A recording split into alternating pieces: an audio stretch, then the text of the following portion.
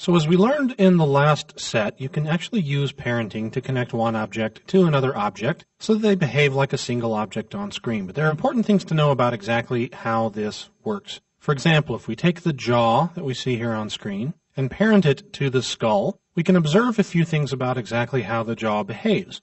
Let's actually set up that parental relationship. We can do that in one of two ways. We can either select the skull layer from the pop-up that we see here, or we can use the pick whip, this little nautilus-shaped icon that you see here. You can click and drag it anywhere on the skull layer here, let go, and we've just successfully parented the jaw to the skull. The skull is now the parent of the jaw is the child. Now, anything geometric that we do to the skull will be inherited by the jaw. So if we scale down the skull, the jaw comes with it.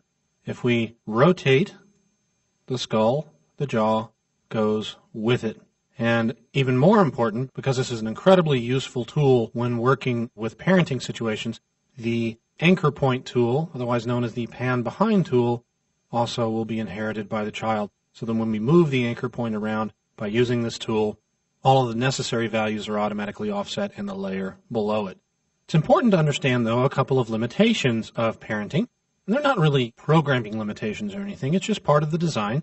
For example, while a child will inherit the position, scale, and rotation of a layer, it will not inherit the transparency of a layer. Transparency is not inherited. So if you want multiple items to disappear on screen at the same time, you'll have to animate their transparency separately. The other important thing to know is that it's a one-way street. Children inherit the geometric information from their parents, but not vice versa. So our jaw layer, even though it's parented to the skull layer, we're still free to adjust, move, rotate, etc. our jaw layer, even scale it, do anything that we want to on screen with it, and it won't affect the parent layer at all, which is as you would expect. But let's actually adjust our anchor point over here to more of a natural pivot point so that we can actually create kind of a cool talking dinosaur effect. And knowing that we'll come back to these two elements in just a minute, let me turn off their visibility and turn on the visibility of the three widgets that we brought on screen.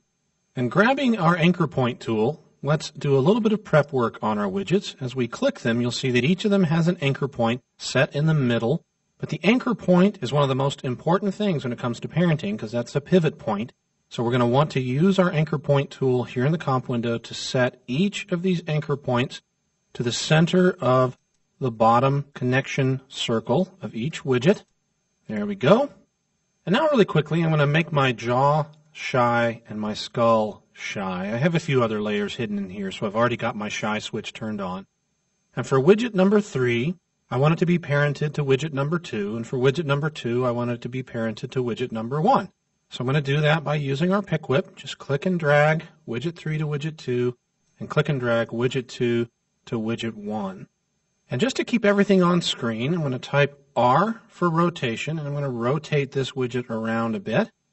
And then using my position tool, I will drag it up here and connect it up here, and then select the next widget and hit R for rotation. And I'll rotate that around a little bit, and then I'll click and drag to connect it up here. It's not perfectly set up rotation-wise, but for the sake of this demo, it's going to be just fine. So notice that by adjusting the rotation of our second widget, it's taking our third widget with it. And if we now adjust the rotation of our first widget, you would also get similar results. This is all pretty cool. Let's select our second widget and open up its scale value. And then we'll crank the scale down on that widget, and that'll give us a smaller widget 2 and widget 3. And then if we select our third widget and select its scale, we can crank it down as well so that we have decreasing sizes of our widgets on our way down to this position. So let's now select our first widget and move it off the bottom of the screen here. And let's bring back our dinosaur skull and talk about attaching it to our widget arms down here. We turn on our jaw and turn on our skull. The only thing we have to worry about is our skull, right? Because the jaw is already parented to the skull. I'm going to reduce their size down to about here and click and drag the skull down to this bottommost widget. That's widget 3. And I'm going to, from the pop-up, select widget 3. And now I've done all the preliminary work I need to do to create a sort of a robot arm with a dinosaur head at the end of it, which is the sort of thing that comes up all the time. Let's do a couple of other little bits of prep here. I've got a couple of bolt layers that I want to turn on. I've got bolt number 1, and we're going to position that on top of this anchor point. And I want this bolt to rotate with widget number 2, so I'm going to parent it to widget number 2. And then we'll turn on bolt number 2, which we can barely see up here, and I want to have it turn with widget number 3. That'll add a little bit of cool mechanics to the proceedings. So once again, I'm going to select widget 3. I have another bolt in here, but my first widget's connection point is actually off screen, so I'm not going to bother with it. We'll just leave it turned off. And now if we scroll down to the very bottom of our layer, we'll see another layer, Brian Keyed. Let's turn on the Brian Keyed layer to find our happy, unsuspecting host standing here in the corner, unaware that he's about to be chomped on by a mechanical dinosaur. So, let's do some chomping. Let's neaten things up a little bit in here. I'm going to turn off the shy buttons for the skull and the jaw because we still want to see those. And I'm going to turn on my shy button, so we're only looking at the widgets and the skull and the jaw. Now, making sure that we're on frame 1, we're actually going to set rotation keyframes for all of these individual elements. I'm going to select all 5 of them. I'm going to hold down the Alt key on Windows, Option key on Mac, and type the letter R. We've just now added rotation keyframes to all of these properties. So then if I then tap the letter U, we can actually reveal the rotation properties for everything. I'm going to move about 1.5 seconds into our composition, and now let's start adjusting stuff. I'm going to hit the F2 key to deselect and the space bar to kind of scroll around from element to element. And let's just tweak stuff. I'm going to tweak the first widget over to the right a little bit, the second widget up a little bit, scroll up some more. The third widget needs to come to about here, and our skull needs to rotate down to about here. Now I'm a little bit low, so let's go back to our widget 3 and back our rotation up a little bit because I want to chomp down on my belly, and then I want to compensate with the rotation of the jaw just a little bit. Now we have an obvious problem here, and that problem is I am in fact behind this entire element, and I want the effect of the jaw chomping down on me. Well, one thing that may or may not be clear about parenting is that the order down here in the composition window has nothing to do with the parent-child relationship. So even though I've got a skull and a jaw parented to each other, I'm still free to drop another layer in between those other layers. So if I scroll down to the bottom and turn off parenting and turn off shy again, just long enough to unshy my Brian Keyed layer, turn shy back on again. If I click and drag that layer up to the top of the composition and drop it between the skull and the jaw, there we go. Now you see the skull and the jaw properly appearing sort of in 3D space around me. Now, all that's left for me to do is set a keyframe for my jaw rotation. In fact, I want to adjust that up just a little bit because I don't want it to bite all the way down on me. And then go back a little ways in between and open that mouth up a lot more so it looks like the dinosaur is actually opening his mouth. In fact, I'm going to go to my widget number 2 and animate it up to another position here. That's pretty good. And now I'm going to select all of the keyframes I can find on screen by marquee selecting around them, and I'm going to hit the F9 key to smooth all of those keyframes. Let's take a quick look at what we got. Chomp. Pretty cool. Got a mechanical dinosaur that reaches out and grabs your previously happy host who's now about to be picked up and shaken like a rag doll.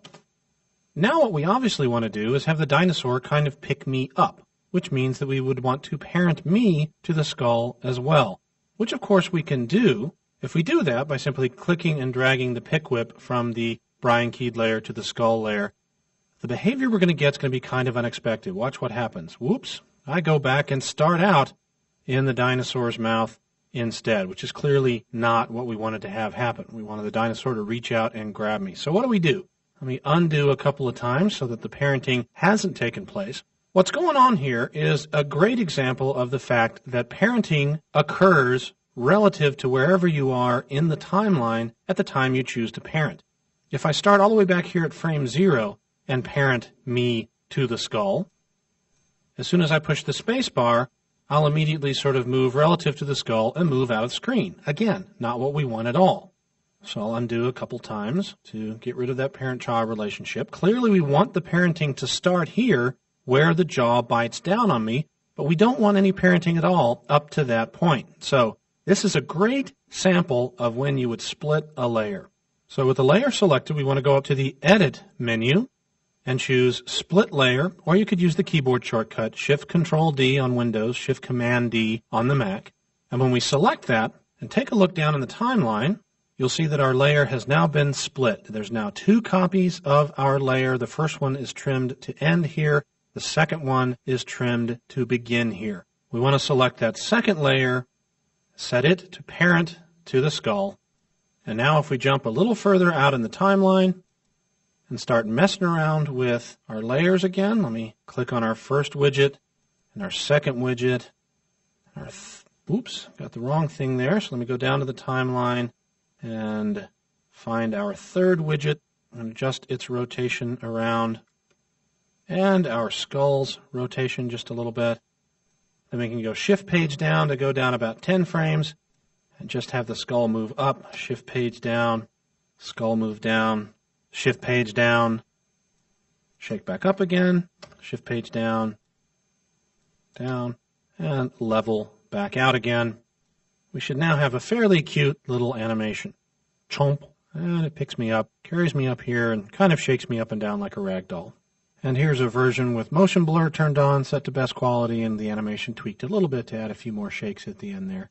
And as you can see, without too much fuss, we've created a fairly complicated, pretty cute animation. Perhaps one last thing to do would be to add some change falling out of my pockets, but to do that we'd need to employ foam, and we won't be talking about foam for a few more hours. But this is just a basic introduction to parenting. Parenting is such an important concept in After Effects. The topic is so important that we're going to be continuing with it throughout the rest of the series. In fact, we're going to be continuing with parenting in the very next lesson, where we set up a complex parent-child relationship as the very first portion of our look at character animation.